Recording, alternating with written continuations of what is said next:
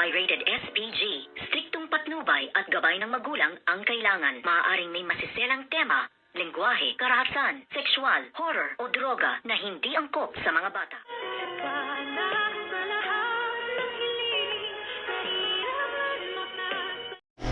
Good evening and welcome sa aking munting channel. At ano kaya ngayon ang gagawin nitong si Doc Carlos Benitez dahil nga dumating na ng Pilipinas itong kanyang ex-girlfriend na si Irene at talagang sinadya pa siya sa East Ridge Medical Hospital at nagtanong nga sa isang nurse kung pwede daw ba niyang makausap si Dr. Carlos Benitez at dito pa nga ay nasabi niya na siya ay isa sa mga kaibigan niya at dating naging pasyente. Ngunit sinabi naman dito ng isang nurse na hindi sila maaaring magbigay ng information about nga kay Dr. Carlos Benitez dahil yon ay ipinagbabawal nga dito sa East Ridge Medical Hospital. At nagkataon naman ngayon na dumating ng East Ridge itong si Dr. Annalyn Santos kung kaya't dito niya nga nakilala at nakita itong ang si Irene na dating ex-girlfriend nga ni Doc Carlos Benitez. At dito naman ay magkasamang kumakain itong si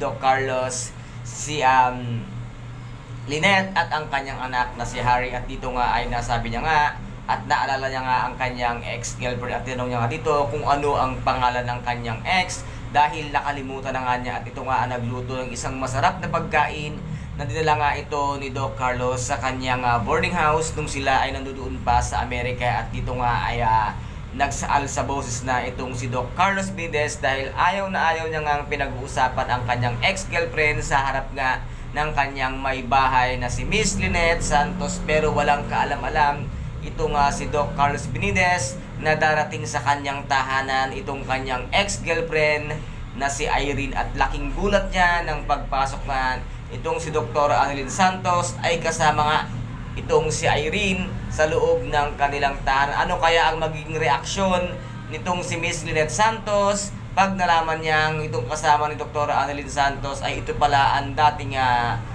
girlfriend ni Dr. Carlos Benitez? At ano rin kaya ang magiging reaksyon na naman itong si Doc Carlos Benitez dahil nga mismong si Dr. Annalyn Santos pa ang nagdala sa kanilang tahanan dahil ayaw na ayaw niya nga itong makita. At ano naman kaya nga pagpapahirap ang gagawin nga ni Dr. Carlos Benitez kay Dr. Annalyn Santos sa nagawa ito na maisama pa at maidala nga ni Dr. Annalyn Santos ang kanyang ex-girlfriend sa kanilang tahanan. Ito po ang ating pakaabangan bukas, guys, dito nga sa Abot Kamay na panganap na kung sana'y napaka-intense at kapanapanabik ang bawat kaganapan. At kung nagustuhan po ninyo ang aking videos for today, paki-subscribe na lamang po ng aking channel, paki-like and share para maging update kayo sa lahat ng gagawin kong video.